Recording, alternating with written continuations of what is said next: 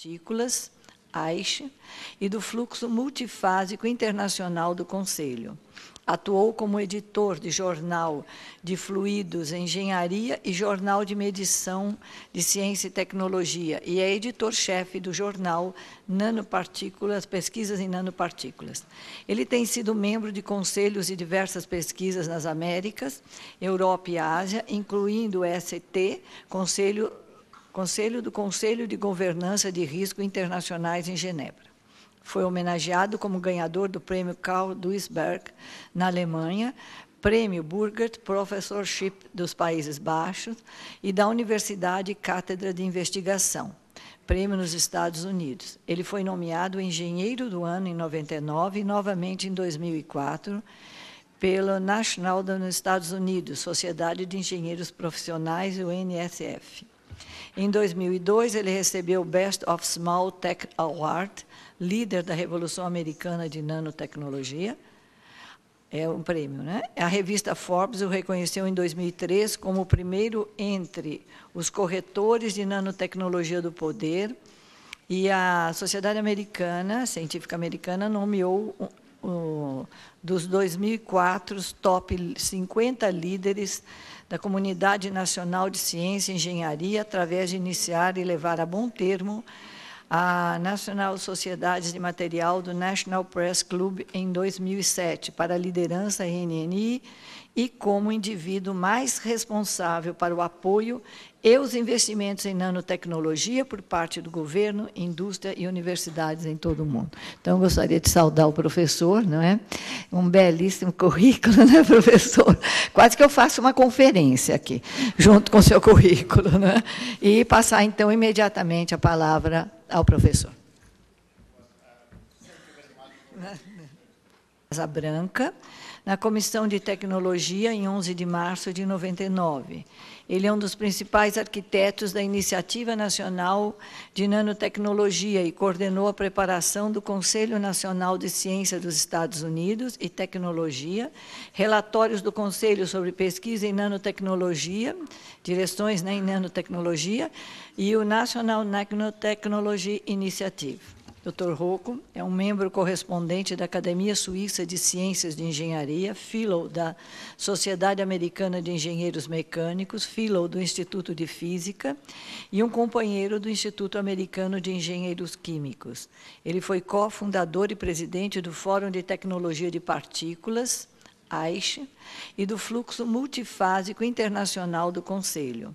Atuou como editor de jornal de fluidos, engenharia e jornal de medição de ciência e tecnologia, e é editor-chefe do jornal Nanopartículas, Pesquisas em Nanopartículas.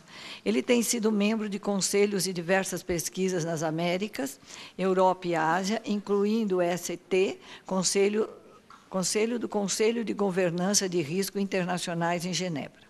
Foi homenageado como ganhador do Prêmio Karl Duisberg, na Alemanha, Prêmio Burgert Professorship dos Países Baixos e da Universidade Cátedra de Investigação, prêmio nos Estados Unidos. Ele foi nomeado Engenheiro do Ano em 99 e novamente em 2004 pelo National nos Estados Unidos, Sociedade de Engenheiros Profissionais, o NSF. Em 2002, ele recebeu o Best of Small Tech Award, líder da Revolução Americana de Nanotecnologia. É um prêmio, né? A revista Forbes o reconheceu em 2003 como o primeiro entre os corretores de nanotecnologia do poder, e a Sociedade Americana, Científica Americana, nomeou dos 2004 os top 50 líderes da Comunidade Nacional de Ciência e Engenharia, através de iniciar e levar a bom termo a National Sociedades de Material do National Press Club em 2007, para a liderança NNI, e como indivíduo mais responsável para o apoio e os investimentos em nanotecnologia por parte do governo, indústria e universidades em todo o mundo. Então, eu gostaria de saudar o professor, não é? Um belíssimo currículo, né, professor? Quase que eu faço uma conferência aqui, junto com o seu currículo, né? E passar, então, imediatamente a palavra ao professor.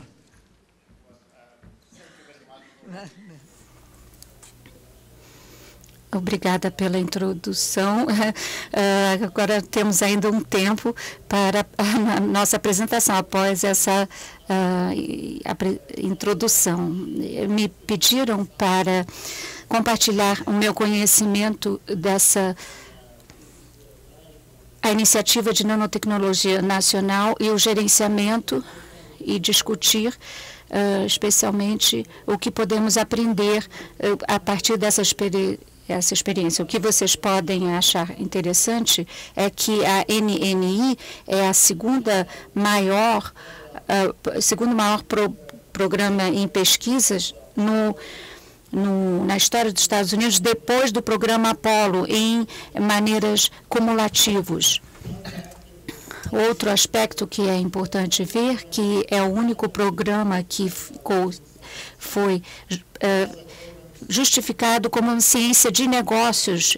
Outros programas foram justificados por necessidades da sociedade. Na minha apresentação, eu vou tentar colocar vários pontos. O primeiro ponto é que nos últimos 10 anos, a nanociência está na crista da onda da descoberta e da renovação, e agora nós temos um progresso significativo em invenções. Inventamos produtos que podem ter mais do que 200 bilhões de dólares de investimento. Em 2010, nós ainda estamos na fase formativa da nanociência e na engenharia por vários motivos.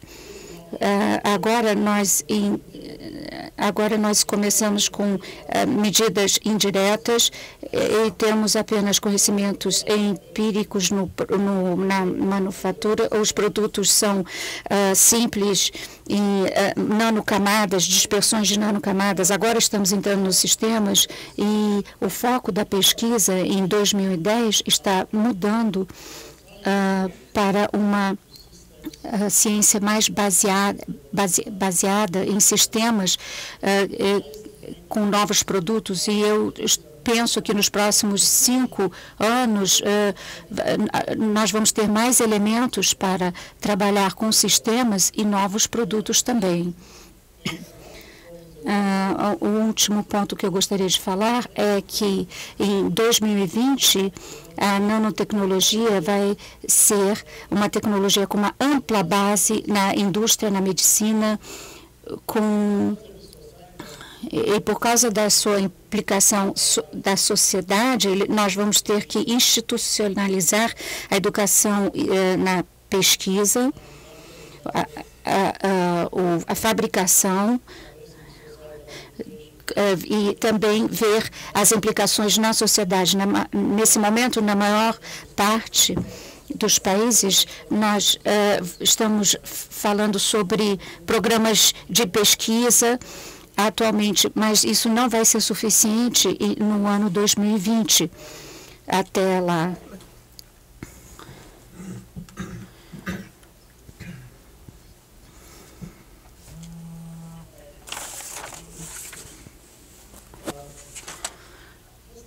Então, o primeiro ponto que eu gostaria de falar, que é uma coisa séria, é que a mídia que ficou dominada nos últimos 10 anos por extremos. Algumas pessoas diziam que a nano iria mudar o corpo humano. Isso está sugerido lá naquele onde nós estamos vendo aí esse desenho. E outras pessoas estavam com medo das consequências do nano, mesmo se a substituição por nanotecnologia se vai ser uma solução melhor para a sociedade. Eu vou tentar falar na minha apresentação, ficar no core, no centro da questão. Se olharmos para os últimos 10 anos, nós temos 6 indicadores importantes: o número de pessoas envolvidas, as descobertas que foram representadas nos trabalhos, aplicações em patentes pesquisa e desenvolvimento, financiamento em pesquisa e desenvolvimento, nós vimos que em 2008 teve um aumento de 25% por ano, que é bem significativo. Em 2009, nós temos uma espécie de crise e a taxa diminui, ela aumenta no mundo inteiro, mas ela diminui, que a partir dessa crise, alguns países se saíram muito bem, outros sofreram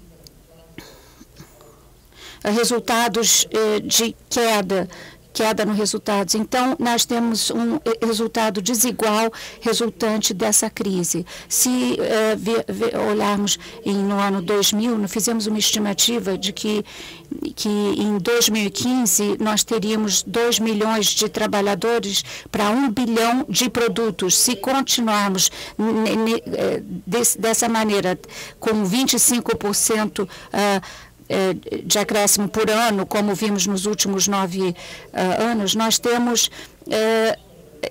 números que se continuarmos a crescer 25% por ano. Em 2020, nós teremos, continuando nessa taxa de 25%, nós vamos ter um produto de 3 bilhões de dólares de produtos.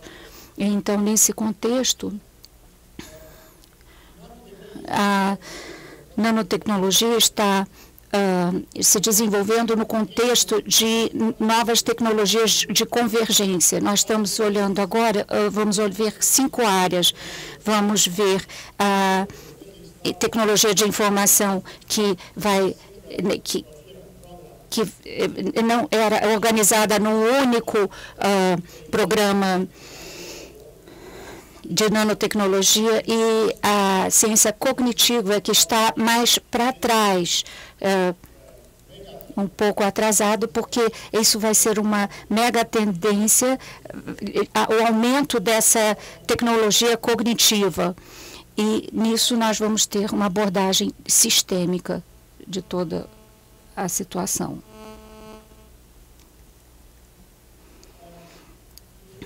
Se nós olharmos no contexto dos Estados Unidos, como vimos ontem, nós veremos que a iniciativa da nanotecnologia foi primariamente motivada por pesquisa fundamental e era organizada de maneira ascendente.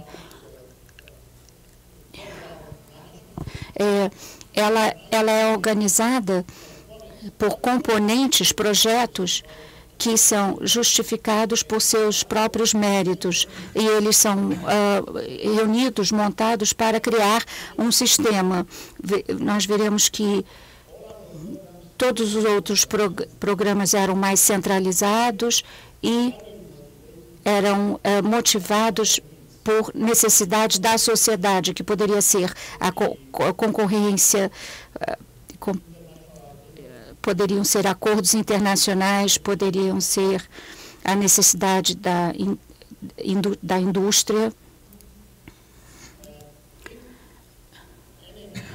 No NNI, quando nós começamos com 2 relatórios básicos. O primeiro era baseado num benchmarking, num marco, que hoje nós chamamos de nanociência e engenharia, e o outro era um relatório prevendo os 10 anos adiante. Então, quando nós lemos esse relatório atualmente, vemos que ele ainda está atualizado, porque ele considera as ideias conceptuais básicas e os possíveis desenvolvimentos a longo prazo. Considerando a estrutura de nanociência, o que pode vir com a definição de nano? No ano 2000, a definição era muito diferente em países diferentes. Por exemplo, no Japão, os dispositivos nanoeletrônicos eram superfícies. Na Alemanha, era precisão de ultra-engenharia. na Rússia era de ultra dispersão, então todos baseados em um aplicativo. Então o que nós fazemos é definir, não é nada disso, é a transição entre um átomo único ou um comportamento molecular para um comportamento coletivo, que pode ser definido e pode mudar com uma pequena quantidade de energia e esforço, se você sabe fazer isso. Então, a nanotecnologia é um limiar natural que passou do monomolecular para o campo maior, e a ideia é controlar ainda mais, porque nós temos os instrumentos para medir, estamos sempre, nós estamos falando de uma descontinuidade em propriedades e funções. Isso significa que a ideia básica era de explorar um limiar básico que acontecia naturalmente para propósitos médicos ou industriais. Depois nós tivemos um outro documento. Nós olhamos para duas básicas metas. Uma é mudar os fundamentos na ciência e na tecnologia e na medicina, passando do micro, onde todas as propriedades são fixadas e definidas, para nano, onde as propriedades podem ser mudadas de maneira ascendente, se nós soubermos fazer. E ver como que a tecnologia de informação está se moldando usando os mesmos conceitos e princípios em áreas diferentes. Por exemplo, para dizer, ele usa o mesmo instrumento para medir a estrutura da nanoescala no campo médico, ou na cerâmica, ou no meio ambiente. E a terceira conhecimento é que você pode transferir com novas inovações e ideias. O que é mais importante é que nós olhamos para a generalidade da ciência e nós queremos ver na nanoescala mais eficiente e nós também vamos ver como é que isso vai mudar em 10 anos.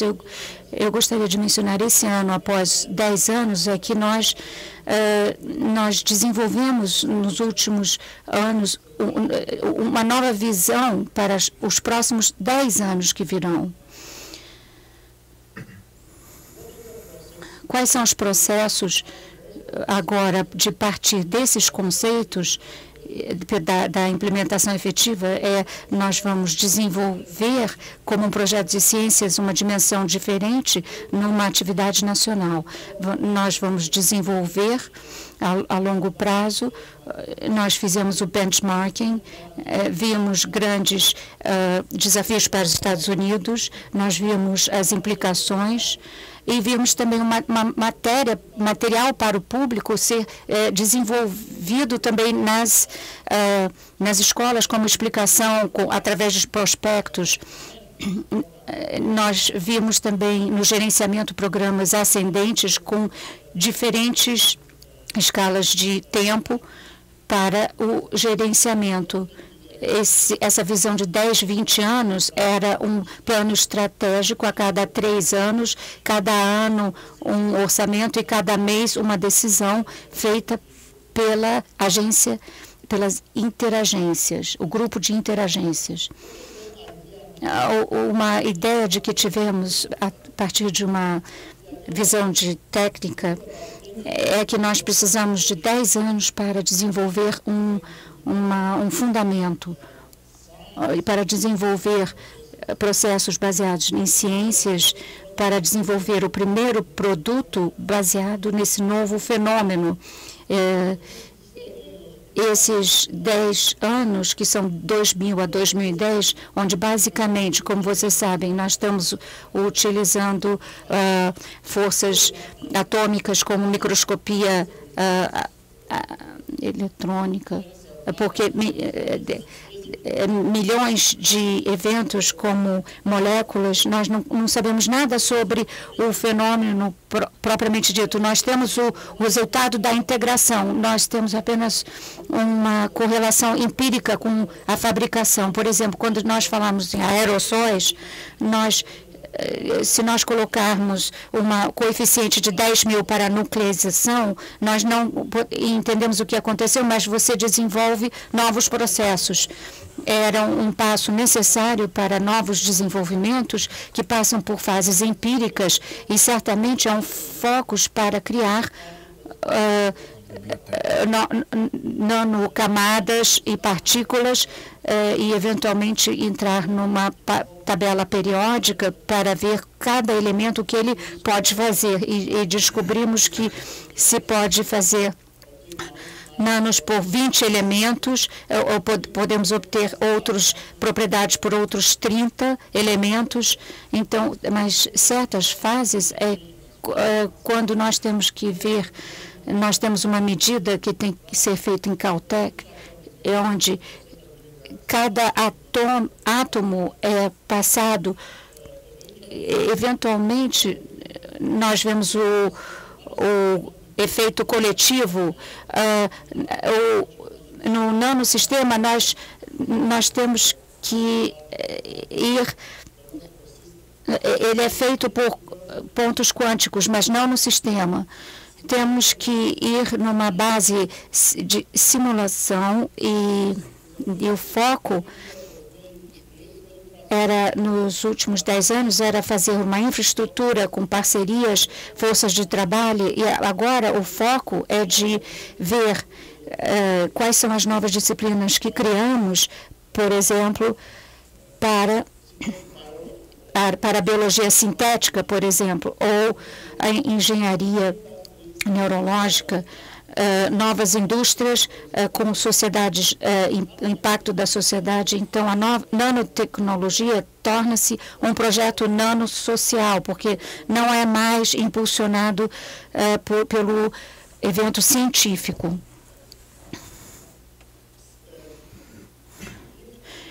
Nos Estados Unidos, nós temos um relatório sobre a importância das aplicações versus a compreensão básica, o conhecimento básico, e nós temos 4 abordagens. Se nós olharmos as aplicações feitas por tentativa e erro, mas sem um bom conhecimento nos primeiros 10 anos, o nosso foco no nano foi a abordagem do Bohr.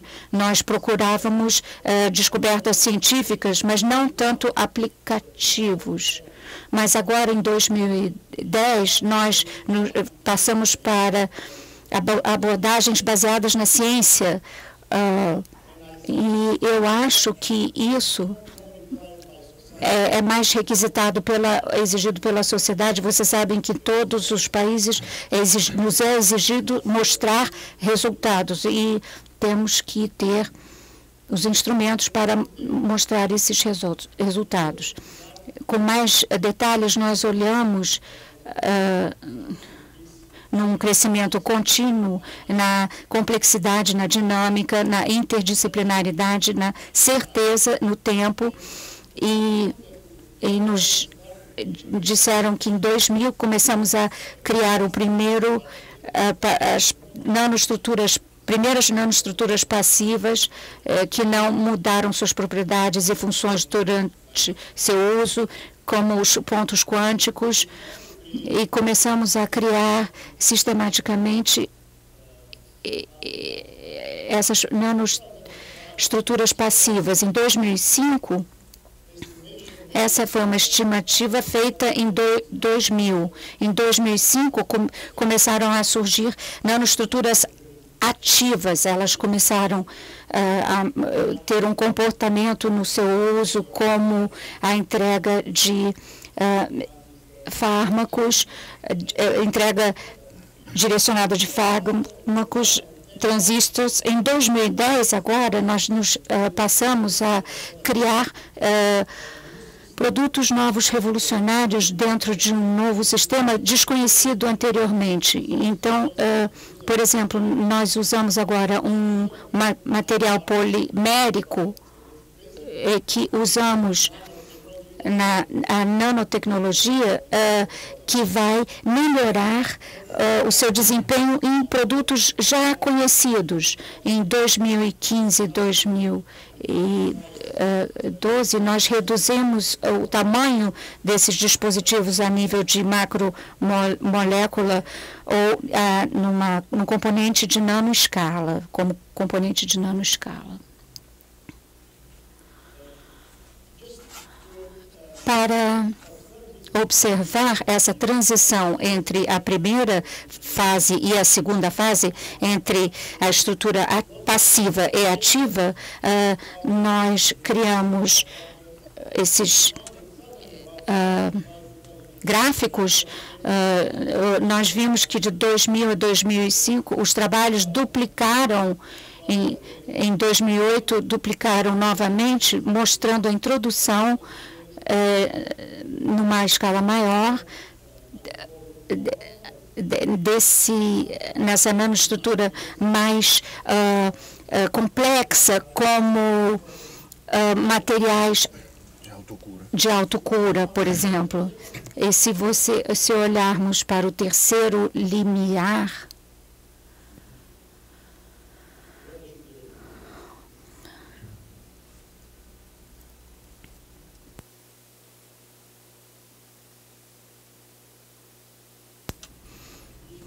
se nós olharmos agora, em 2010, nós encontramos que a indústria começou a olhar para a nanotecnologia como uma oportunidade muito grande. Nós temos uma pesquisa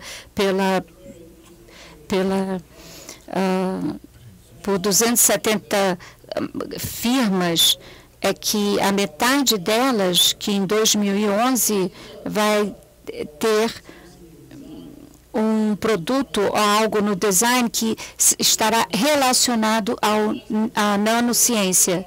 Em 2000 era quase zero. Esse teria sido o resultado dessa pesquisa.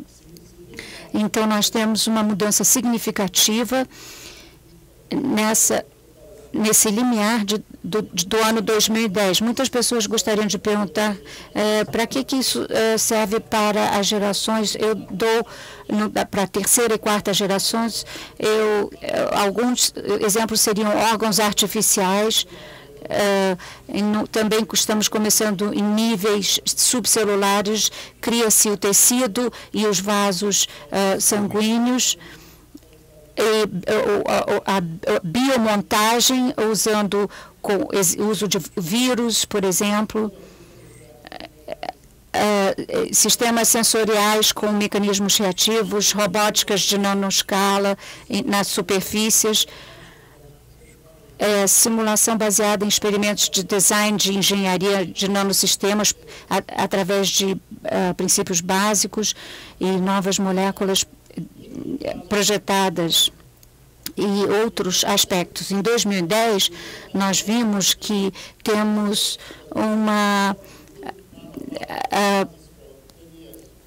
viram que temos uma básica e vimos que decidimos temos que reunir um grupo de especialistas para ver nos próximos anos, ter uma visão até os anos 2020. E a meta era ver qual foi o progresso efetivo feito nos últimos 10 anos e qual a pesquisa para os próximos 10 anos para redefinir, de alguma maneira, o foco na pesquisa da pesquisa para saber o que é a nanotecnologia. E como vamos institucionalizar esses avanços? Porque não podemos progredir em larga escala apenas tendo programas de 2 ou 3 anos. Como vamos dirigir a aceitação pública, a educação e a indústria manufatureira? Em NSF, O NSF fez esse estudo. Nós temos 5 reuniões no mundo. Um deles foi em Hamburgo, na Europa. A outra foi em Tóquio, Coreia, Taiwan, Japão, Singapura, China, Índia, Austrália, Azebek em Arlington. Em todos os levantamentos, todos os países principais que trabalham com nanotecnologia são especialistas no ramo. Nós fizemos um levantamento em 35 países, basicamente, com uma abordagem de recurso aberto. Vou mostrar o website. Numa parte desse estudo, nós rastreamos o que aconteceu efetivamente com os investimentos feitos pelos governos, considerando essas definições que tínhamos, que precisam ter novas propriedades e novas funções. Nós eliminamos. Às vezes o governo colocava material, trabalhava com microeletrônica, que eles chamam de nano. Nós apenas procuramos pesquisas que são baseadas em novos fenômenos de comportamento, como entre 1 e 100 nanômetros.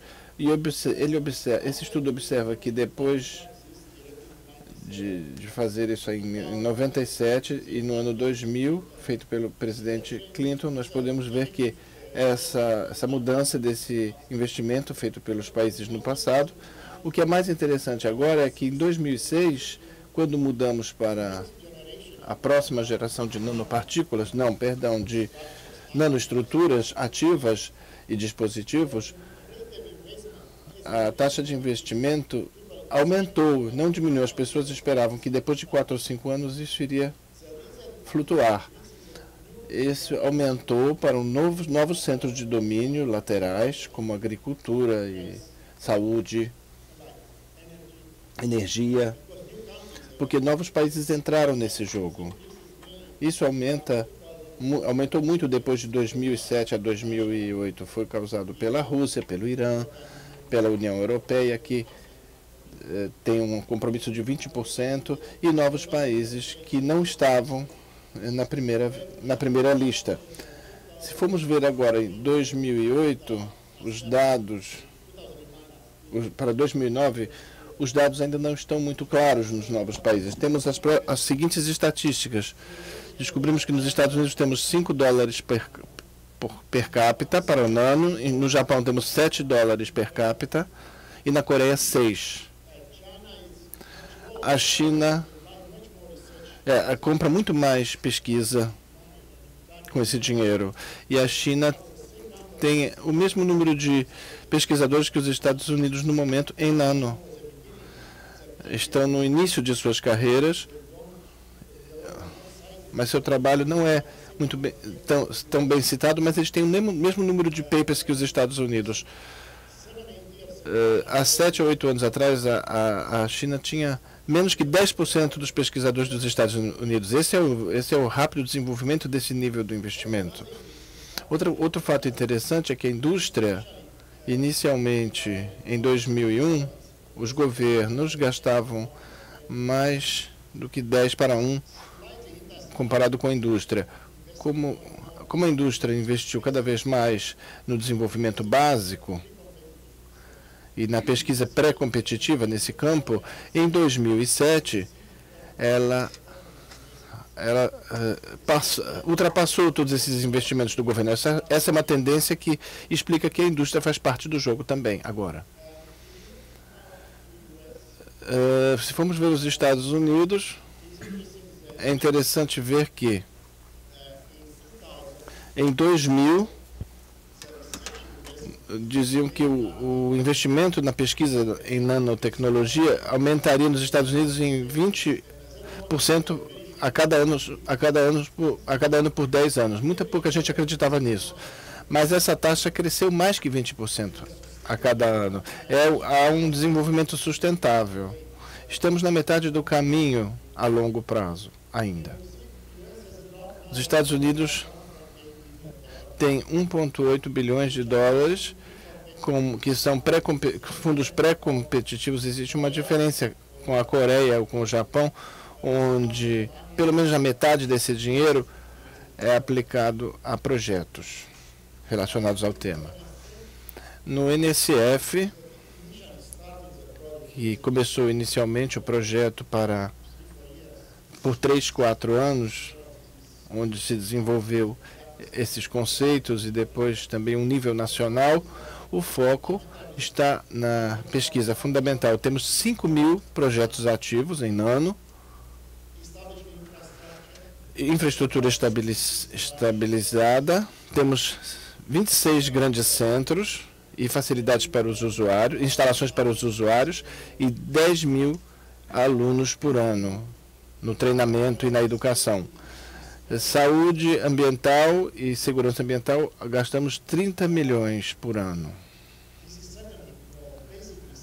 Isso é uma pesquisa básica do que estou falando. Estamos desenvolvendo a compreensão do transporte das nanopartículas em solos, por exemplo, compreender os nanocoloides nas interfaces da pele, mas enfim, não entramos em projetos de aplicação. Existem as agências especializadas nos Estados Unidos que cuidam disso. Se vocês forem ver essa dimensão da sociedade, que é muito importante, vocês vão ver que não existem aplicações seguras, não há aceitação. Essa é uma porcentagem do orçamento que o NSF gastou nessa dimensão da sociedade desde 2001. E o que está em azul é para segurança e saúde ambiental, temos 77% mais ou menos, para educação temos mais uns 7 ou 8%, e para outros aspectos sociais, éticos e jurídicos temos 1 a 2%.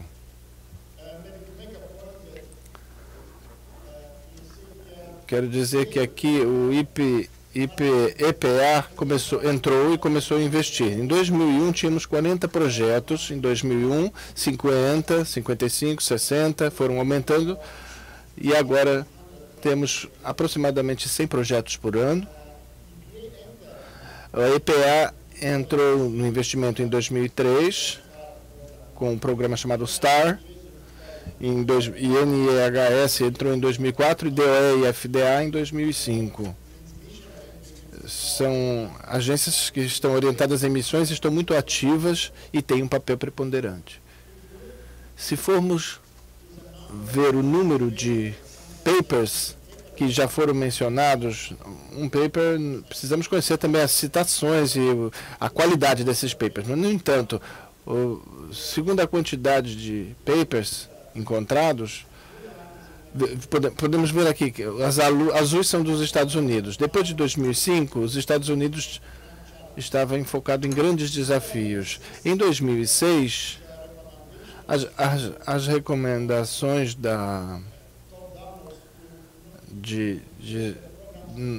era de mover os programas e reduzir os produtos, que uma implicação em outros campos, mas isso é um exemplo para sabermos como as decisões do governo afetam os resultados dos países.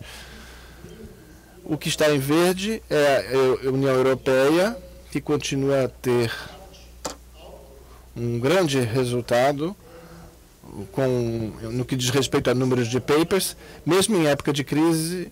Tem 20% de investimento em seu plano para nanotecnologia, e vermelho é a China, e esse azulado aí que está na parte de baixo é o Japão. O Japão é constante desde 2006 e 2007, se manteve constante a partir desse ano. Se formos ver agora a qualidade, eu escolhi ser menos subjetivo, falando apenas de 3 jornais importantes com procedimentos acadêmicos. Vocês poderão ver que aproximadamente 65% dos papers vieram dos Estados Unidos. Da China nós temos 3 ou 4%, embora tenham o mesmo número de papers que os Estados Unidos. A Alemanha também chega a 14%, na França e no Japão, logo em seguida. Isto é um comentário importante, porque a qualidade precisa ser levada em consideração, não apenas o número de papers. Se formos ver agora, vamos enfocar agora o contexto. Nos Estados Unidos, essa que é química física, onde se usa nano nas ciências, estamos mais enfocados na ciência da vida, na ciência ambiental, e o foco relativo com relação aos outros campos não é tão alto na química e na física, talvez porque os Estados Unidos tenha uma inércia de largo. Cada país, cada região presta atenção de forma diferente aos diferentes setores. Engenharia versus psicologia, ou planos emergentes versus campos tradicionais. E, às vezes, em países centralizados como a China, por exemplo, isso ocorre imediatamente em novas áreas. Essa mudança ocorre em novas áreas. Se formos ver agora as patentes, fizemos um levantamento onde encontramos 70 depositários de patentes mundiais. As 15 principais estão aqui presentes. A taxa de crescimento é de 34,5% dessas patentes publicadas por todos esses escritórios de patente. Vocês também podem ver que nenhuma patente foi produzida em mais de um país. Gostaria de comentar mais uma vez que isso é um crescimento rápido e desigual para alguns países. Alguns países mudam essas taxas em 2 ou 3 anos. A França, por exemplo, tem um crescimento muito forte depois de 2000, mas de 2007 em diante começou a diminuir. O Japão tem um crescimento muito alto e também já começou a diminuir. A Coreia é agora o terceiro país em patentes. E nem participava do jogo no ano 2000. Agora tem mais patentes do que a Alemanha. Na Alemanha não está havendo patentes. Isso quer dizer que o desenvolvimento é muito rápido e desigual. É interessante que isso afeta também o poder da indústria e o futuro desses países.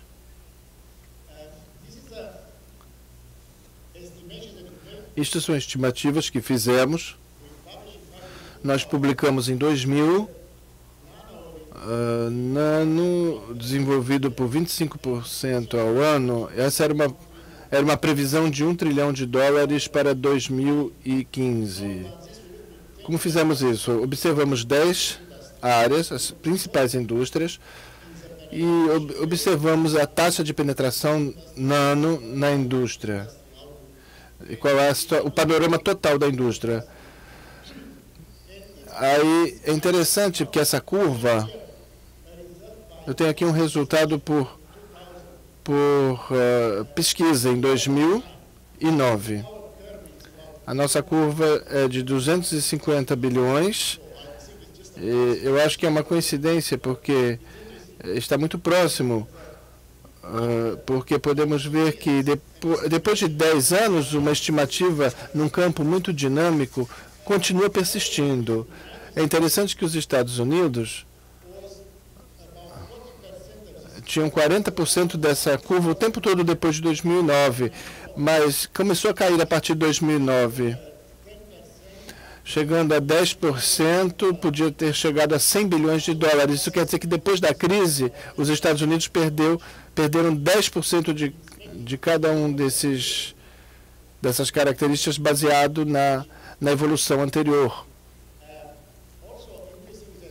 Também é interessante que o conteúdo da nanotecnologia está mudando dramaticamente. No início nós tínhamos alguns polímeros com nanopartículas em dimensão, agora estamos indo cada vez mais para transistores avançados, catalisadores avançados ou nanobiodispositivos. Estamos mudando completamente esse contexto.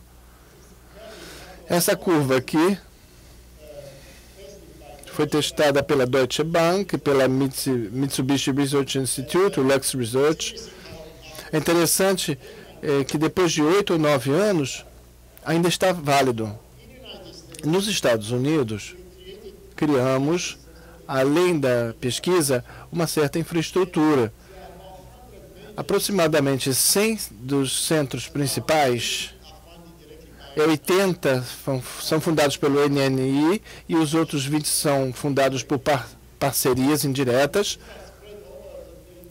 Isso se espalhou pelo território dos Estados Unidos. Vocês podem ver aqui as agências fundadoras principais com seus nomes. Aqui o primeiro lugar, segundo lugar, NIH.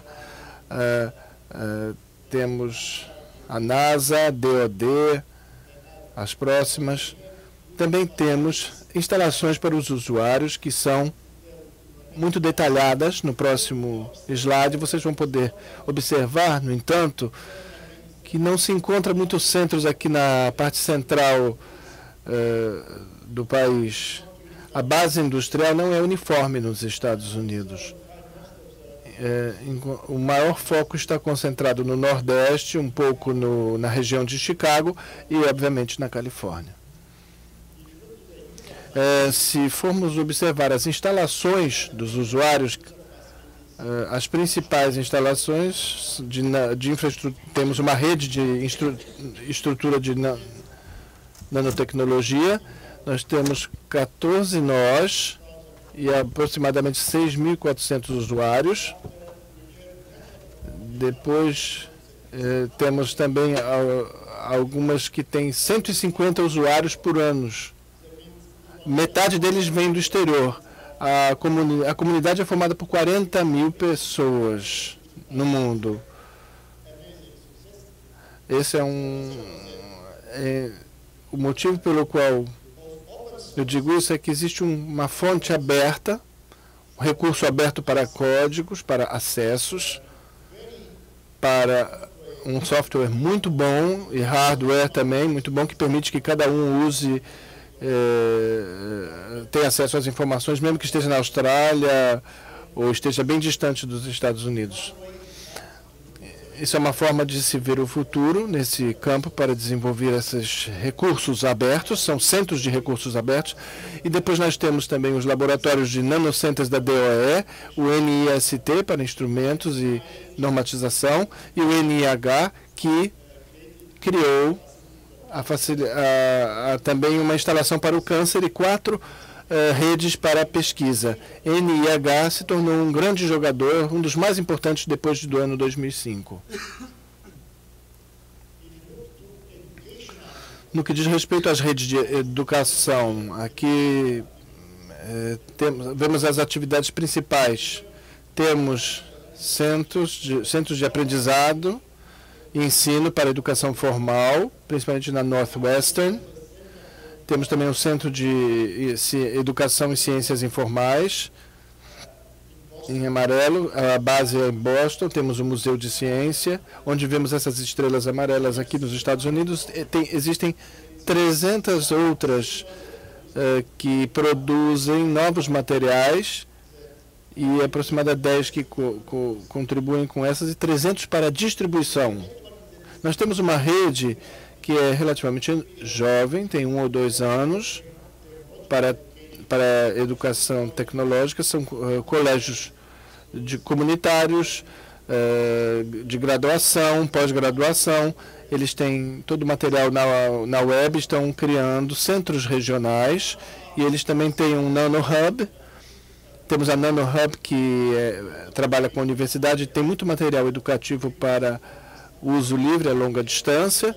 E também temos os centros para nanotecnologia na sociedade que se dirige, que está ligado à governança e aspectos legais e éticos, jurídicos e éticos. Isto é uma espécie de sistema que pode ser acessado de fora, o acesso é igual de todos os países, através de sites com resposta imediata. Por exemplo, para nanotecnologia computacional pode ter acesso imediatamente com qualquer tipo de software no mesmo dia. para a rede de infraestrutura de nanotecnologia. Você quer mandar, por exemplo, um e-mail fazendo alguma pergunta, eles têm a obrigação de responder em pelo menos 2 semanas a sua pergunta. Se você quiser ir lá visitar, obviamente você precisa pagar a sua viagem, mas você pode ter um treinamento gratuito à sua disposição. Se sua instituição acadêmica não tiver lucros, você tem que pagar os custos para isso. Além disso, nós também criamos alianças regionais entre a indústria local, universidades locais, Estado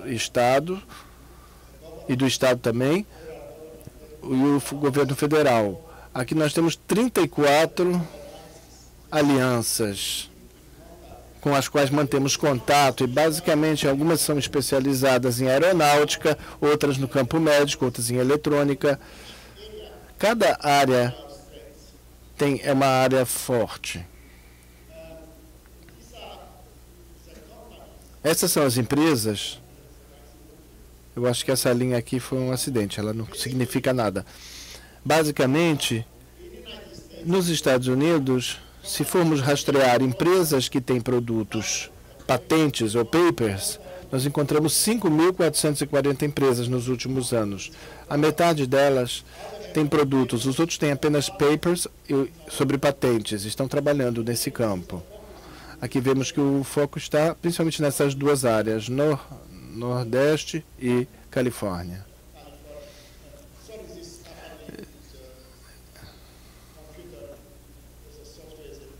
Esse computador tem um software que não lê bem esse slide, mas eu espero que tenha ficado claro que o foco está nessas 2 regiões do país.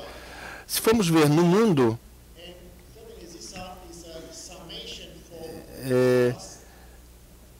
é um resumo dos últimos 20 anos. Eu tentei dar uma perspectiva geral. Nós podemos redefinir isso depois, ou refinar isso. Aqui nós podemos ver que alguns países que se desenvolvem de forma diferente, existe um desenvolvimento desigual. E temos muitos indicadores úteis, e os Estados Unidos ainda são líderes nos produtos, nos papers e nas patentes. O Japão e a China vêm logo depois. A China está participando de uma maneira muito intensa, o Japão tem sua tradição. Temos a mesma proporção entre os Estados Unidos e o Japão nos últimos 10 ou 20 anos. No entanto, a China, recentemente, entrou nesse jogo também. A Alemanha, a Coreia do Sul, se formos ver em 2009, a Coreia do Sul tinha mais que a Alemanha, mas agora voltou. E nós vemos aqui os outros países. Nos países BRICS, onde o Brasil está fazendo parte, isso quer dizer que a China basicamente tem o maior componente dos outros países. Se formos ver na Organização Econômica dos Países Desenvolvidos, dos 33 países que tem a maior parte dessas empresas, nos outros países que não pertencem ao OECD, China, Brasil, Índia, Rússia e Taiwan como participantes principais.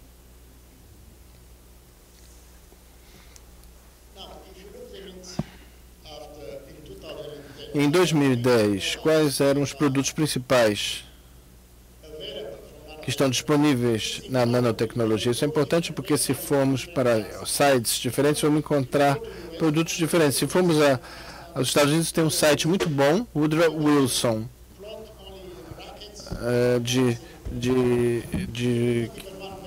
que representam 1% dos nanoprodutos. Se formos ver no site da web, confunde um pouco, porque existem bilhões de dólares que limparam panelas. Eu gostaria de mencionar isso como estamos enfocados em produtos de consumidores. Temos que ver o impacto real na indústria, produtos que nós nunca conhecemos o nome porque são usados apenas dentro da indústria. A maior aplicação são os catalisadores. Nos Estados Unidos, afetam mais de 30 bilhões de dólares em todas as refinarias. Depois disso são os transistores, transistores e os dispositivos de memória, depois as aplicações estruturais, revestimentos, materiais sólidos, aplicações biomédicas. Também trabalhamos no tratamento do câncer, com doenças crônicas.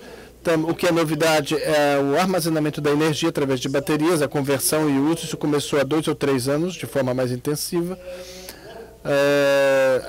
A exibição de vídeos também se tornou importante, a filtração de água também, a litografia ótica quase 100% e aplicações ambientais também ocorrem.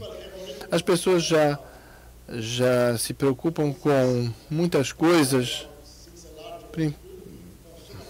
principalmente com esses produtos como cosméticos, alimentos, desinfetantes. Os alimentos são uma das primeiras preocupações. É um motivo pelo qual podemos pegar uma grande quantidade e não há nenhuma proteção. Por exemplo, se nós temos um filtro no nariz, o corpo tem uma proteção. Nos alimentos, os corpos absorvem as nanoestruturas, então não há proteína. No entanto, eu vou mostrar uma outra coisa importante aqui. Toda a absorção no corpo humano é feita em nanoescala. Para reivindicar o nano, que isso é perigoso, isso é uma bobagem, porque não é perigoso. Esses processos acontecem de forma natural. No entanto, o que é perigoso é o material artificial que tem novas propriedades e pode... e o corpo humano não está acostumado com essas propriedades. Mas dizer que o nano é perigoso, porque tudo que acontece na nanoescala, a absorção que acontece depois da transmissão para o corpo humano em processos celulares, não é uma coisa perigosa. Em 2010, nós também vemos pela primeira vez os nanoprodutos, são novas montagens, completamente novas. Por causa de sua nanoestrutura, ou nanoprincípio, elas têm um sistema completamente diferente. Por exemplo, esse nanorádio, engenharia de tecidos ou fluídicos, etc. Pela primeira vez, começamos a conhecer sistemas completamente novos. Se olharmos para trás, o que nós planejamos para 2010, aliás, para 2000, não imaginávamos que isso ia acontecer em 2010. Eu peguei apenas 3. Primeiro, eu acho que são os métodos do material por design. Até de 2000 para 2010, a ciência desenvolveu isso para proporcionar um material por design. Agora não podemos mais fazer isso. A maior parte do trabalho é empírico hoje em dia. Nós tentamos 20 meses, 100 vezes com atividades combinatórias e finalmente obtemos as propriedades que achamos ideais e depois gastamos 2 a 3 anos para encontrar uma estrutura e um desenho. Isto é o processo indireto. No entanto, do lado positivo, desenvolvemos muitas ferramentas que permitem que trabalhemos nos próximos 5 anos. Eu acho importante a contribuição ao desenvolvimento sustentável nesse caso, na minha opinião. Isso era uma visão. Esse era um dos objetivos principais. A Nano usa menos materiais, menos energia, menos água, menos lixo. E é uma forma de se expandir o desenvolvimento sustentável no decorrer dos anos. No entanto, nós descobrimos que nesses materiais nós temos uma indústria, na eletrônica, na química, nós temos indústrias. No desenvolvimento sustentado para a filtragem de água, não se encontra um grande grupo para dar apoio a essa atividade, para um cofundador ou algo assim. Os participantes estão espalhados. Isso ocorre pelo mundo todo. Em nenhum país havia uma grande escala de atividades até os primeiros 5 anos. Isso foi identificado inicialmente como uma primeira promessa. O objetivo era que um benefício social não era apenas de um beneficiário, o que é uma observação interessante. No entanto, após 2006 e 2007, a energia recebeu muita atenção, mas a água não, ainda não. A biodiversidade e muitos outros temas foram tidos como importantes, agora chegamos a diferentes níveis. Eu considero isso interessante porque a causa disso é porque há um apoio insuficiente dos participantes beneficiários. Eu estava dando o exemplo da água filtrada. É diferente encontrar diferentes comunidades que deem apoio a um grande programa de pesquisa. Não é como na indústria eletrônica, onde temos consórcios. Outra coisa que para os Estados Unidos foi uma decepção, para mim, foi a conscientização pública. Em 2000, tínhamos 20% das pessoas, e depois de 2005 chegamos a 30%, e permaneceu nesse patamar. Talvez porque as pessoas que se educam, elas absorvem melhor isso, mas quem não está envolvido na ciência não tem muito interesse nisso. Talvez por isso o número tenha se mantido igual. Qual é o alvo depois de 10 anos? Estimamos porque o nano oferecia novas oportunidades interdisciplinares e um novo campo de pesquisa, no domínio da pesquisa, e também a taxa de descoberta de invenções se tornou a mais alta. Tivemos um aumento grande de papers, 23% para patentes, que é um número bastante alto, comparado com a taxa média. Outra coisa que estimula é a nanopesquisa, porque na nanopesquisa não podemos separar as disciplinas. Foram criadas novas comunidades, novas organizações. Também dissemos que o investimento para pesquisa e desenvolvimento, porque o campo é jovem e está se expandindo horizontalmente e verticalmente, ele vai aumentar em 30% ao ano. O governo e a indústria, cada vez mais a indústria está fazendo parte disso. Isto aconteceu nos últimos 10 anos. O que de maneira lógica achamos necessário, mas duvidamos que isso aconteça. As coisas aconteceram melhor do que se esperava nos últimos 10 anos. Em 2000, até mesmo os Estados Unidos, em 98, a IBM usava o nano para relações públicas. Não era um assunto que tinha um retorno econômico. Em 2000, a IBM era a primeira empresa a reconhecer o nano, mas o interesse era muito pequeno. Talvez um dos primeiros produtos ainda. Mas em 2002, formamos uma associação, Nano Business Alliance, e muitas empresas em 2003 entraram nesse campo, com investimento e pesquisa. Isso aconteceu muito rapidamente. O resultado foi que uma coisa que hoje em dia parece normal, era prevista em 2000 como uma lei para os eletrônicos que não iria continuar porque nós tínhamos alcançado os limites da física. Por causa dessa pesquisa, a lei Moore não foi afetada nos últimos 10 anos. Isso quer dizer que o número que nós não esperávamos que isso fosse acontecer. As descobertas em vários campos, como plasmônica, é um campo completamente novo, interação de fótons e metálicos com interfaces, enfim. Basicamente, não se esperava que isso se transformasse num campo. Os metamateriais também, a espintrônica também, acabaram de começar. Tivemos uma das oficinas principais em 2001, o grafeno também começou em 2004.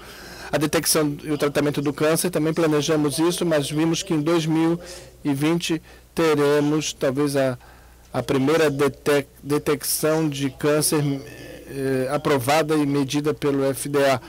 Mas Temos muitas leis agora sobre isso, temos também a entrega de fármacos, a biologia sintética, que é um resultado do nanocontrole, a engenharia neuromórfica, como o nanocontrole, como o sistema neural, e também os sistemas de informações quânticas. Isso também é muito importante agora. Também temos a formação e a força da comunidade internacional, que inclui a nanotecnologia, EHS, especialmente nos últimos 3, 4 anos.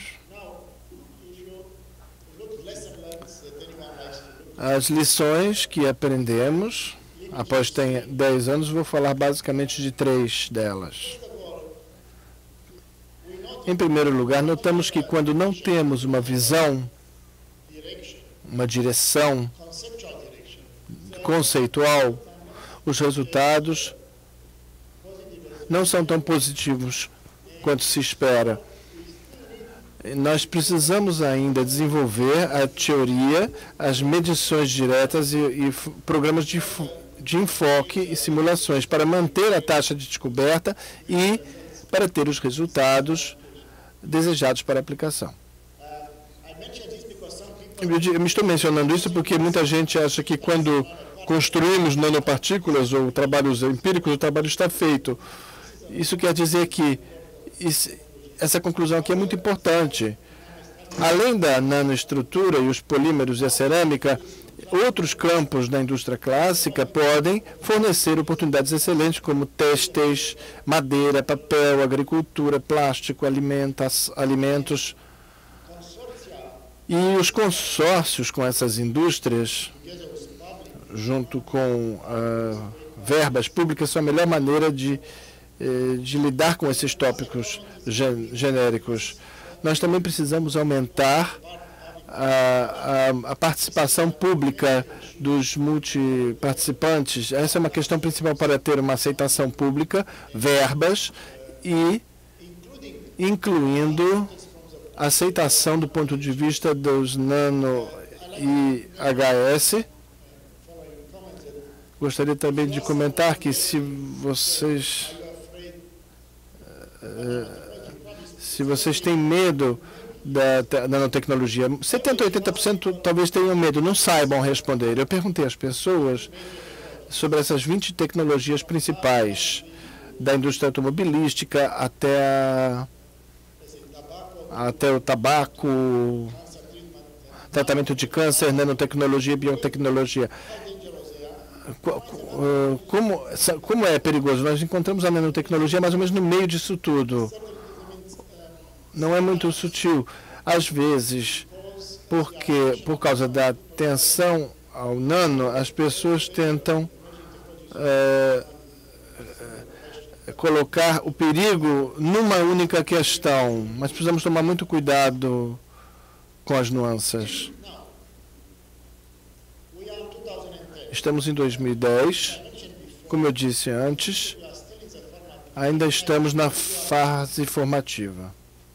Vou falar de ainda caracterizamos as partículas como no domínio macro e micro. Precisamos procurar a estrutura interna, com todas as propriedades e arranjos, superfície.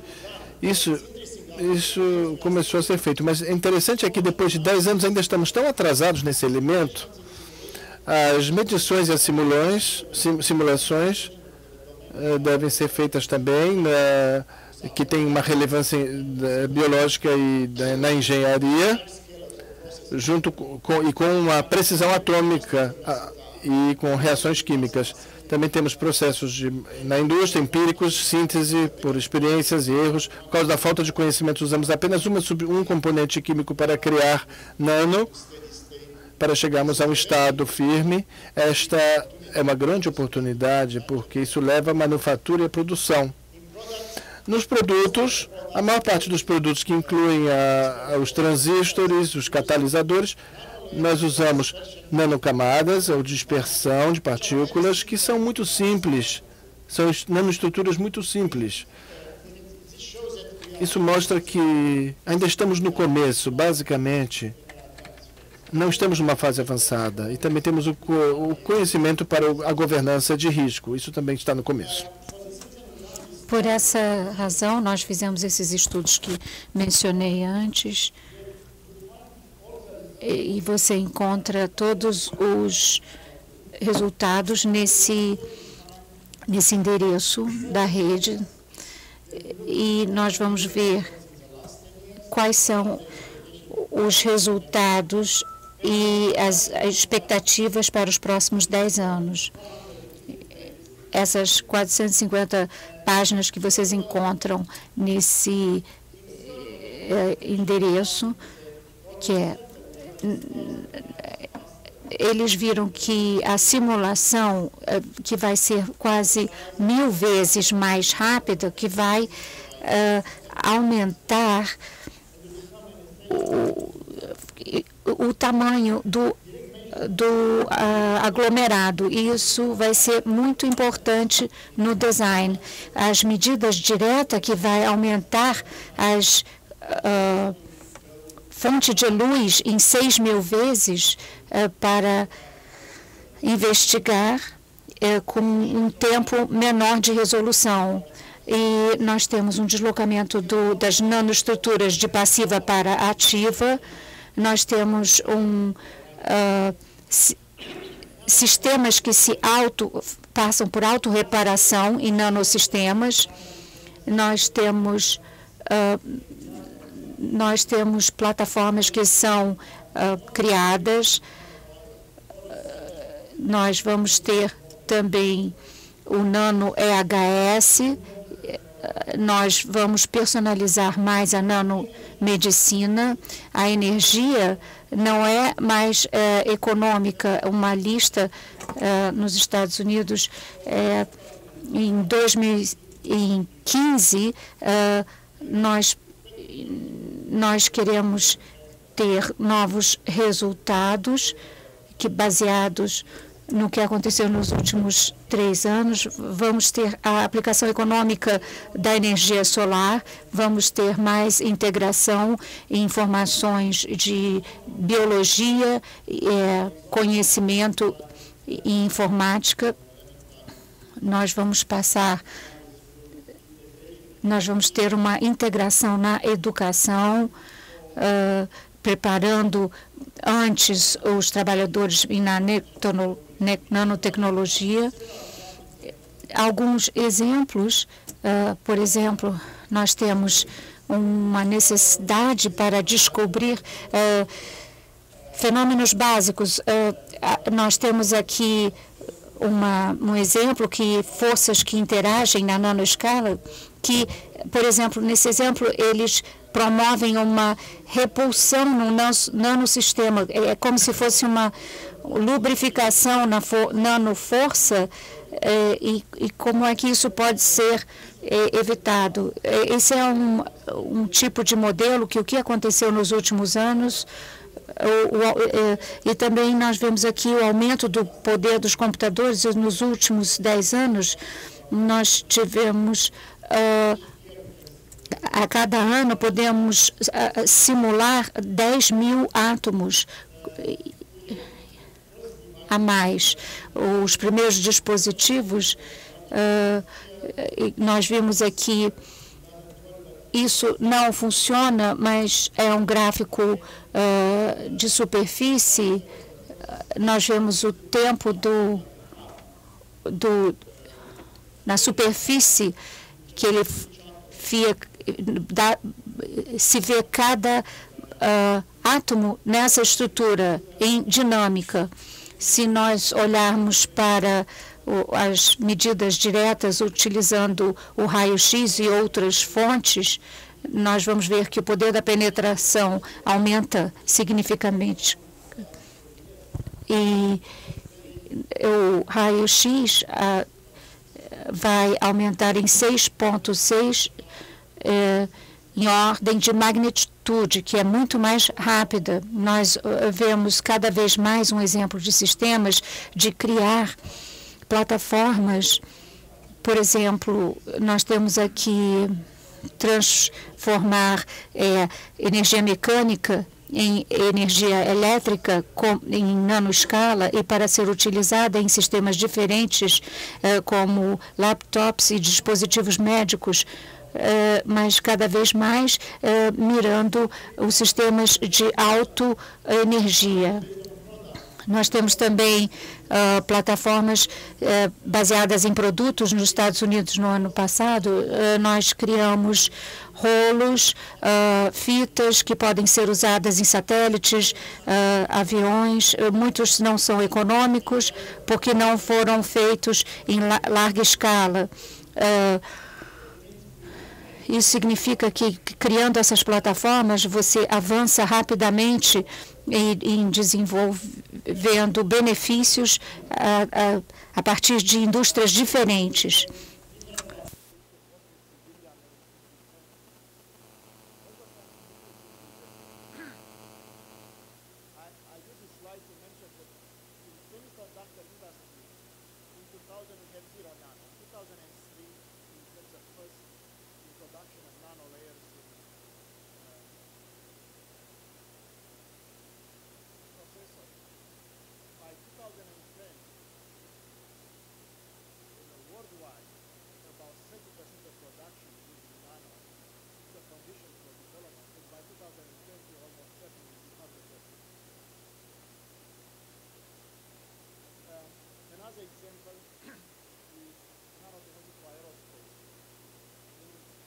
No espaço aéreo, a Nano vai permitir criar, na fase de desenvolvimento, materiais compostos que que vão ser mais leves, que vão ter uma boa vibração, que vai permitir que o aparelho fique mais perto do avião, e vamos ter vários produtos em que vai haver co-aplicações em nanotecnologia e projetos que vão ser efetivamente comercializados em 2017 e utilizados numa tecnologia de aviões 777. Esse daqui é um gráfico usando o que nós temos aqui, o custo, nós temos o curso de solar e de carvão, então, que é muito caro. Então, somente se você tiver uma subvenção é que você vai poder utilizar energia solar. Em outros países, talvez tenha uma situação diferente. Nós esperamos que em 2015, 2016, podemos ser econômicos nesse setor, e isso é um desenvolvimento muito grande. E isso vai ser aplicado numa grande escala. Um outro campo importante que foi identificado é que o desenvolvimento sustentável é considerando que cada ecossistema importante não está sendo sustentável.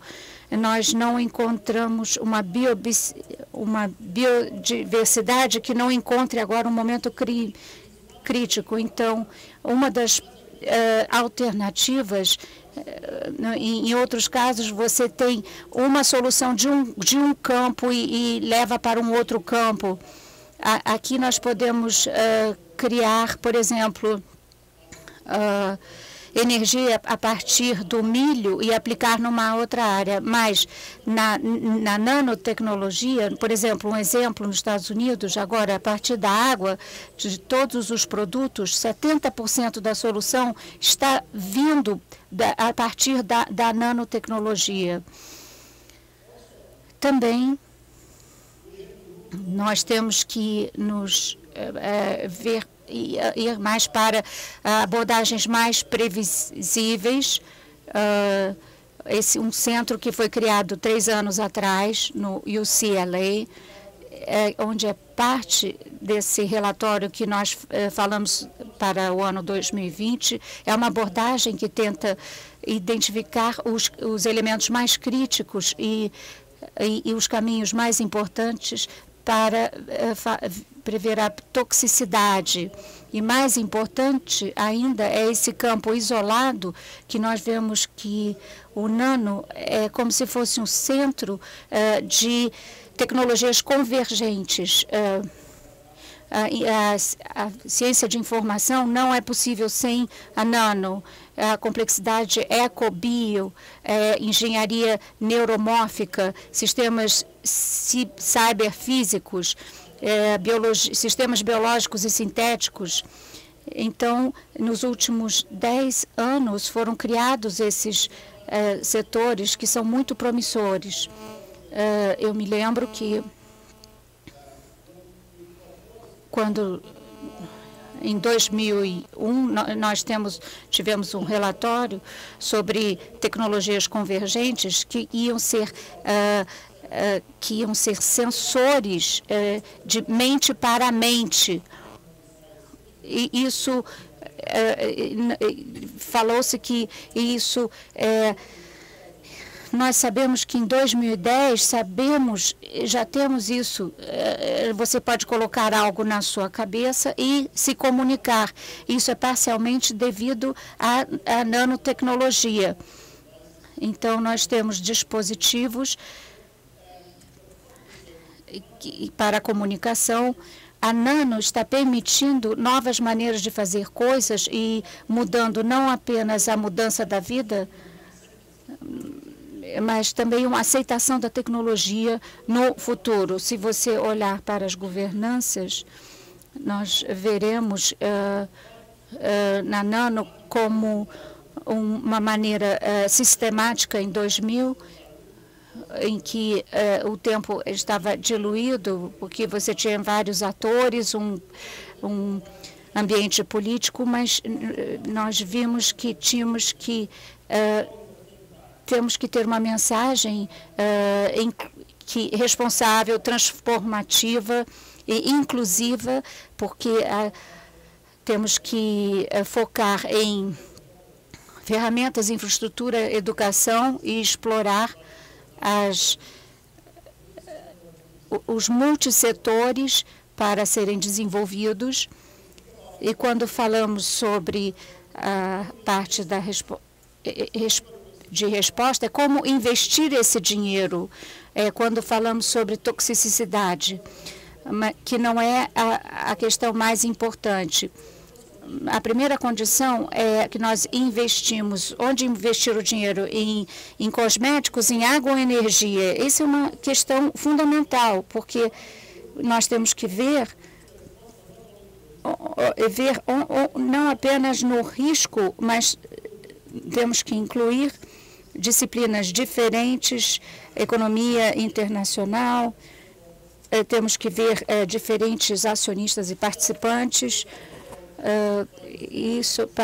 Queria mostrar, isso é feito pelo Georgia Tech, como é que os papers estão publicando a nano em campos diferentes. Eles determinam que é mais interdisciplinar do que a maioria das tecnologias que estão emergindo e se desenvolvendo paralelamente. Vemos que a química, temos a pesquisa biomédica, a engenharia, físicas, a geociência. Isso reflete essa interdisciplinaridade dessa revolução nano. Nós temos também uma colaboração internacional. Até 2004, a maior parte da colaboração era bilateral, monolateral. Em 2004, ocorreu um diálogo internacional que convidou 36 países e fizemos uma comunidade em que imediatamente criou-se um grupo ocupacional de segurança, um grupo de trabalho que criaram as atividades. 6 meses ou 1 ano depois, nós temos 10 ou 12 atividades em organizações internacionais que continuam agora. Uma reflexão sobre essa interação não fazer a medida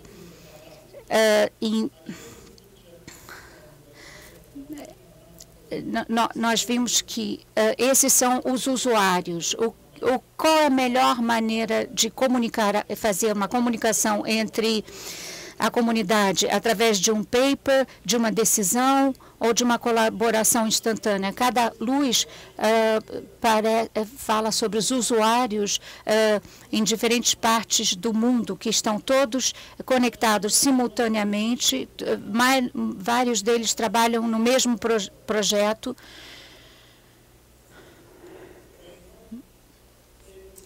E imediatamente, em 2 semanas, uma outra pessoa está usando o experimento do outro. Vocês encontram cursos que são melhorados continuamente através dessa contribuição aberta nesse campo. O que é um retorno total? Eu faço isso cada ano, fiz em 2000. Existe uma aproximação. Eu vejo os dados e resultados. A indústria química está fazendo isso também. Então, eu vi que em 2008, quando nós temos alguns dados, nós vimos que a indústria colocou 1,9 bilhões na pesquisa. E o governo federal pôs 1,5 bilhões. E nós temos a pesquisa na indústria, que novamente são monocomponentes da indústria incorporados nos produtos que têm uma condição de fazer um desempenho eficiente e competitividade na nanocomponente. Isso cria 150 mil lugares de trabalho e se pagam as empresas, ainda temos um superávit. Isso significa que se nós olharmos agora o que pode ser visto no futuro em nível internacional, um sistema nano não pode ser controlado por uma única organização ou um único país, mas é uma dinâmica, é um ecossistema dinâmico de autorregulação, e nós temos que criar capacidades e direções. Por exemplo, é criar modelos de fontes abertas que irão, por exemplo, em direção ao desenvolvimento sustentável. Outra é criar essas plataformas multissetoriais, é criar muita sinergia e inovação. E outra é desenvolver uma capacidade institucional de endereçar e comunicar, incluindo eventos sociais. Nós não temos agora um sistema de comunicação global que vão atravessar os campos e as organizações, sistemas legais para a indústria. Nesse momento, nós ainda temos informações fragmentadas então, temos que isso é difícil de chegar, porque a maior parte das organizações não querem ter planos de longo prazo, porque é um risco, e um risco de não ser verdadeiro, não pode ser feita por uma administração de níveis mais baixos. Você tem um plano estratégico, você dá a um empreendedor, vamos dizer, eles não sabem fazer. Então, é uma operação difícil fazer isso. Se eu tenho uma conclusão, isso significa que nos próximos 10 anos, a Nano vai ter um efeito, especialmente um dos benefícios melhores vai ser do progresso de conhecimento, desenvolvendo a nossa compreensão da natureza e vendo a ciência e a indústria, e a outra vai vai ser o progresso econômico material, porque é mais econômico, o nano é mais econômico. Outro é um progresso global que vai ajudar o desenvolvimento humano, como